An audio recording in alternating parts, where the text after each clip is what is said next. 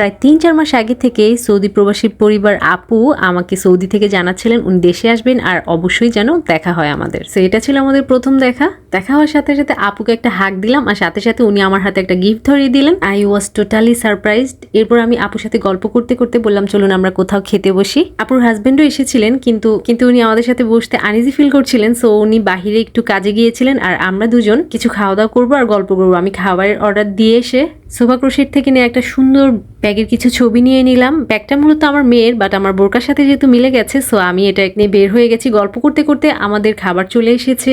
আমরা অনেক ছবি তুলেছি, অনেক গল্প করেছি। আপু বলছিলেন যে খুব জলদি দেখা করতে হবে আর ওনার বাসায় বারবার আমাকে দাওয়াত করছিলেন। আমাদের হাতে সময় খুব কম ছিল, খুব অল্প সময়ের জন্য আপু দেখা করতে এসেছেন। উনি ওনার বাচ্চাদের রেখে এসেছেন, আমি আমার ছেলেকে বাসায় রেখে এসেছি। সো সময় হাতে কম, চট জলদি কিছু ছবি তুললাম আর খেতে আপু অর্ধেকও পারেনি, একদম অল্প খেয়েছে। শেষ করে খুব জলদি আপুকে আল্লাহ হাফিজ বলে বিদায় নিলাম আর আপু ওনার হাজবেন্ডের হাত ধরে রাস্তা পার হয়ে বাসায় চলে যাচ্ছেন। এই ভালোবাসা অটুট থাকুক, সবাই ভালো থাকবেন, টাটা।